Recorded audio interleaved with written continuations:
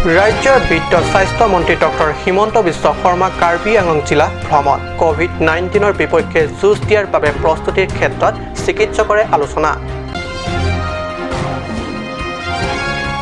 NFSAৰ অধীনত BPL চাউল বিতৰণৰ ক্ষেত্ৰত নীলি পৰিষদ সমষ্টিৰ জনপ্ৰতিনিধিৰ বিৰুদ্ধে আত্মঘাতৰ অভিযোগ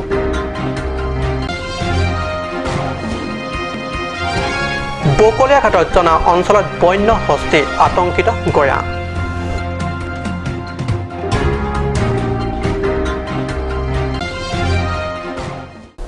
নমস্কাৰ ষ্টুডিঅ'ত মই পৰজ্যোতি শৰ্মা এতিয়া আগবাইছো প্ৰথমটো অসমীয়া প্ৰাইম টাইম বাতৰিলৈ বিশ্বৰ লগতে দেশ তথা ৰাজ্যৰ কেৱল মহামাৰী কৰোনাৰ কৰোনা আতংকক ৰোধ কৰি যোৱা 21 দিনীয়া লকডাউনৰ পিছতে পুনৰ 15 এপ্ৰিলৰ পৰা ইতিমধ্যে আৰম্ভ হৈছে দ্বিতীয় পৰ্যায় লকডাউন এনে সময়তে ভয়াৱহ কৰোনাক লৈ জিলা স্বাস্থ্য বিভাগ কিমান সজাগ তথা সতৰ্ক তাৰে সন্দৰ্ভত বুজ ল'বলৈ ৰাজ্যৰ বিত্ত মন্ত্ৰী ডক্টৰ হিমন্ত বিশ্ব শৰ্মা শুক্ৰবাৰে পাহাৰীয়া জিলা কাৰ্বি আংলঙৰ মুখ্য সদৰ চহৰ ডিফুত আহি উপস্থিত হয় লকডাউনৰ মাজতে কাৰ্বি আংলঙত শুক্ৰবাৰে উপস্থিত হয়হি ৰাজ্যৰ বিত্ত তথা স্বাস্থ্য মন্ত্ৰী ডক্টৰ হিমন্ত বিশ্ব শৰ্মা মন্ত্ৰী শৰ্মাই ডিফুত উপস্থিত হৈ ডিফু মেডিকেল কলেজ পৰিদৰ্শন কৰে আৰু কোভিড-19ৰ বিপক্ষে যুঁজত প্ৰয়োজনীয় প্ৰস্তুতি তথা সজাগতা আৰু চিকিৎসা সেৱাৰ বাবে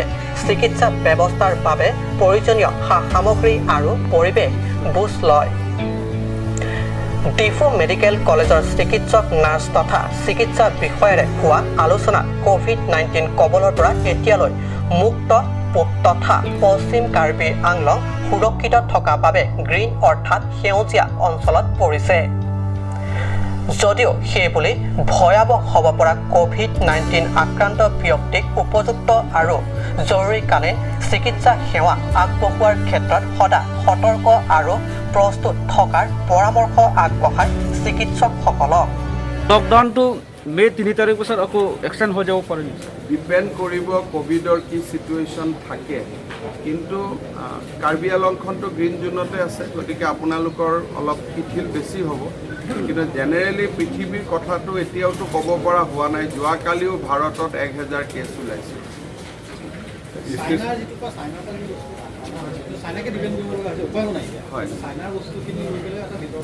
এইটো আচলতে বিতৰ্কটো যিসকলে ভিতৰত গৈ চাইছে তেওঁলোকে বুজি পাব যে এতিয়া পৃথিৱীৰ ভিতৰত চাইনাতেই কোভিড নাই আৰু সেইকাৰণে তেওঁলোকৰ ফেক্টৰীবিলাক চলা আৰম্ভ হৈছে পৃথিৱীৰ আন কোনো স্থানত কাৰো ফেক্টৰীবিলাক চলা নাই ভাল হওক বেয়া হওক এতিয়া তাৰ পৰাই বস্তু আহিছে আৰু ভাৰত চৰকাৰেও যিবিলাক টেষ্ট কিট আনিছে কিবা আনিছে তাৰ সৰহ সংখ্যকে এতিয়া যোৱাকালিও মই যিটো ক'লোঁ ৰেপিড টেষ্ট কিট আহিছে তাৰ পৰাই আনিবলগীয়া হৈছে কাৰণ আৰু আমেৰিকায়ো তাৰ পৰাই লৈ গৈ আছে বা আন বিশ্বৰ প্ৰথম শাৰীৰ ৰাষ্ট্ৰবিলাকে তাৰ পৰাই লৈ গৈ আছে আৰু এইটো যিহেতু এটা মানৱতাৰ যুদ্ধ গতিকে মানুহে আৰু বহুত বেছি আগৰ যিবিলাক ৰাজনৈতিক কথা বতৰা সেইবিলাকত সোমোৱা নাই মানুহে গোটেই দৃষ্টিটো মানৱতাৰ দৃষ্টিভংগীৰে চাইছে মেডিকেল কলেজ পৰিদৰ্শন হৈ উঠি সাংবাদিকৰে হোৱা মত বিনিময়ত মন্ত্ৰী ডক্টৰ হিমন্ত বিশ্ব শৰ্মাই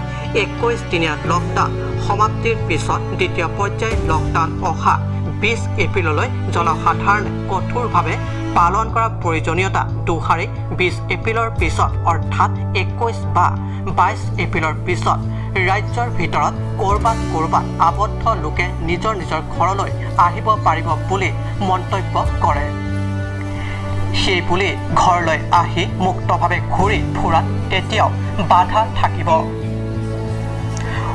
সকলোৱে 3 মেলৈ বিশেষ প্ৰয়োজন নহ'লে নিজকে ঘৰত আবদ্ধ থাকিব লাগিব আৰু সামাজিক দূৰত্ব মানি চলিব লাগিব বুলি কয় কোভিড-19ৰ সৈতে যুঁজ দিয়াৰ ক্ষেত্ৰত পুনৰ 1 লাখ পিপি কিটৰ বাবে ইতিমধ্যে অৰ্ডাৰ দিয়া বুলিও সংবাদ মাধ্যমক সদৰি কৰে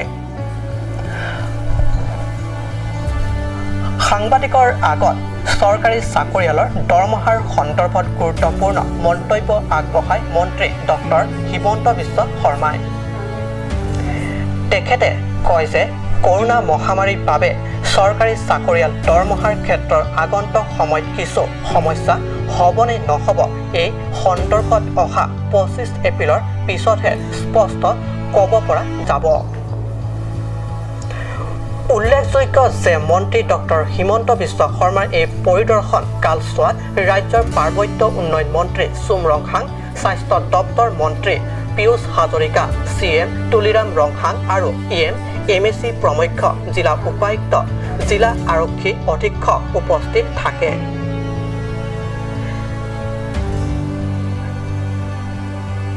Staff report Cut News.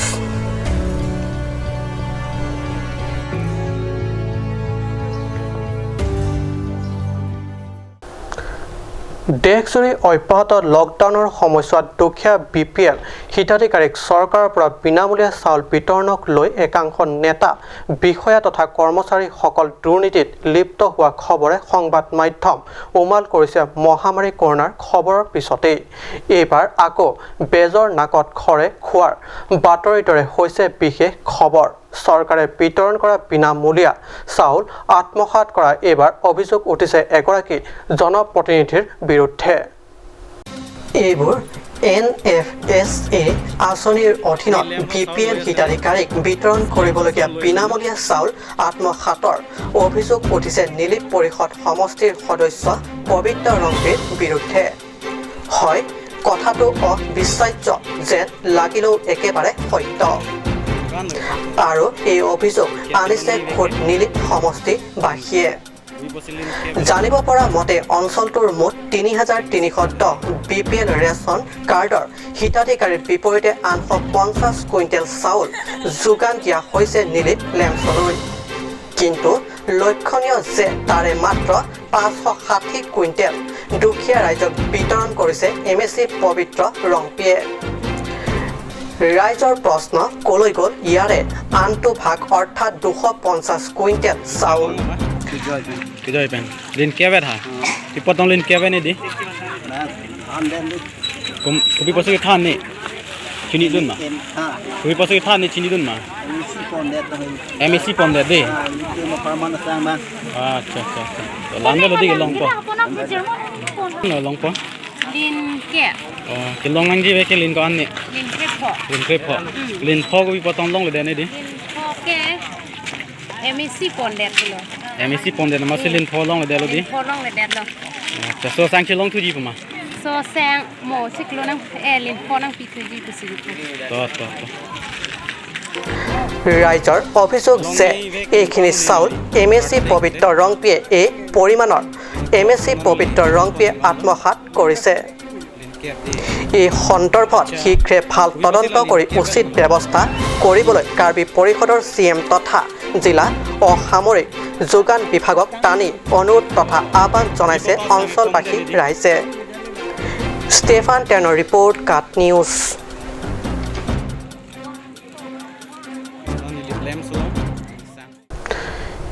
ইপিনে কৰোনা ভাইৰাছৰ আতংক আৰু আনপিনে ধুমুহা বতাহৰ তাণ্ডৱ অব্যাহত থকাৰ সময়তে কাৰ্বি পাহাৰজনা অঞ্চলত বন্য হস্তীৰ প্ৰৱেশত আতংকিত গঞা। বকলীয়াঘাটৰ হাতীপুৰা গাঁৱত খাদ্যৰ সন্ধানত হাবিৰ পৰা ওলাই আহে হাতীটো। পুৱা হাতীটো প্ৰত্যক্ষ কৰি হোৱা দোৱা লাগে গাঁওবাসীৰ মাজত।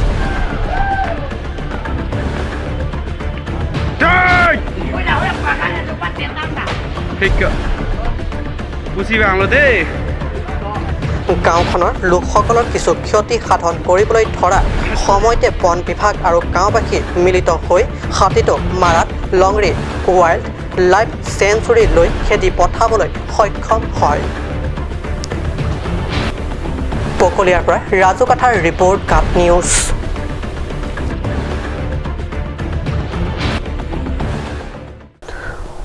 সময় হৈছে দেশৰ বাণিজ্যিক বিৰতিৰ।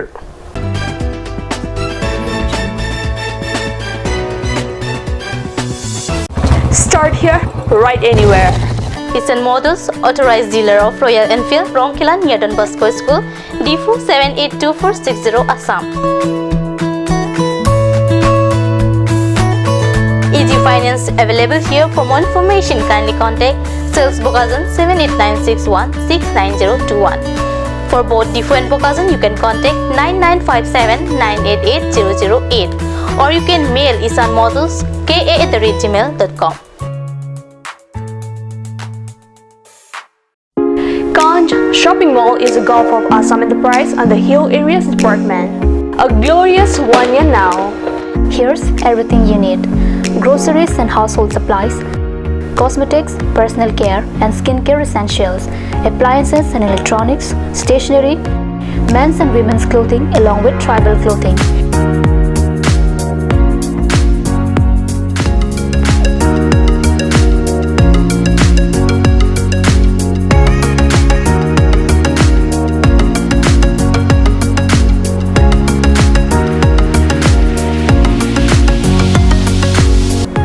Ganj Shopping Mall, Difu Manja Road, Manja Industrial Complex, 782461, Manja, Karbi Anglong, Assam.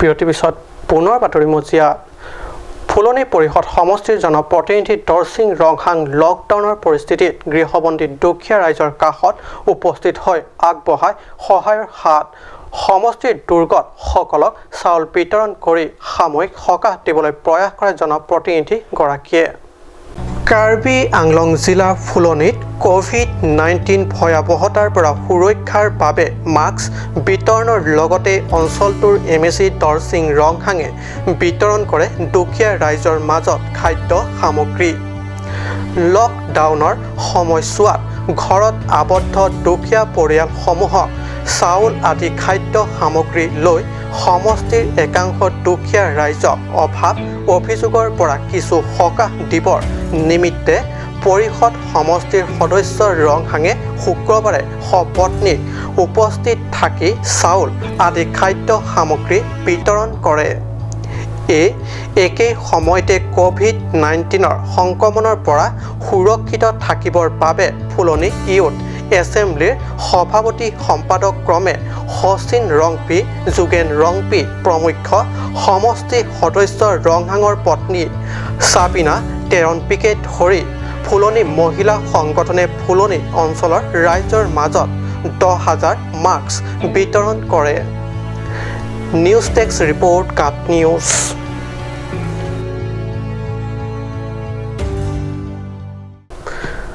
লকডাউনৰ সময়ছোৱাত কাৰ্বি আংলং জিলাৰ বিভিন্ন প্ৰান্তত অব্যাহত আছে ঘৰত আবদ্ধ দুখীয়া লোকসকলৰ মাজত বিভিন্ন সাহায্য তথা খাদ্য সামগ্ৰী বিতৰণ একাংশ মানৱদৰদী ব্যক্তিৰ এইদৰে বকলীয়া ঘাটৰ উত্তৰ ফংলকপেট আৰু দক্ষিণ ফংলকপেট অঞ্চলৰ দুখীয়া লোকসকলৰ অভাৱ অনাটনৰ পৰা সাময়িকভাৱে সহায়ৰ হাত আগবঢ়াই সকাহ দিয়াৰ প্ৰয়াসত শুক্ৰবাৰে উপস্থিত হয় দুগৰাকী হৃদয়বানে খাদ্য সামগ্ৰী লৈ দুখীয়া ৰাইজৰ সংকট কালত এমুঠি সাহায্য লৈ উপস্থিত হ'ল বকলীয়া ঘাটৰ উত্তৰ আৰু দক্ষিণ ফংলকপেট অঞ্চলত কোভিড-19 ৰোধ কৰাৰ বাবে সম্প্ৰতি দেশজুৰি অব্যাহত লকডাউনৰ বাবে নিজৰ ঘৰত আবদ্ধ দুখীয়া ৰাইজৰ দুখৰ দিনত কিছু সকাহ দিলে কৃষি বিভাগৰ উচ্চ পদস্থ বিষয়া ৰাম সিং হানছে আৰু PNRDৰ গাণনিক বিষয়া অতুল টেৰাঙে চাউল শাক পাচলি মিঠাতেল আৰু চাবোন আদি শতাধিক দুখীয়া পৰিয়ালৰ লোকক বিতৰণ কৰি মানৱীয়তাৰ নিদৰ্শন দাঙি ধৰিলে এই সুহৃদয় ব্যক্তি দুগৰাকীয়ে উল্লেখযোগ্য যে তেওঁলোকৰ এই কাৰ্যৰ শলাগ ল'লে অঞ্চলটোৰ ৰাইজে মংগলিংহি ৰিপৰ্ট কাট নিউজ আজি অসমীয়া প্ৰাইম টাইম বাতৰি ইমানতে সামৰিছোঁ ধন্যবাদ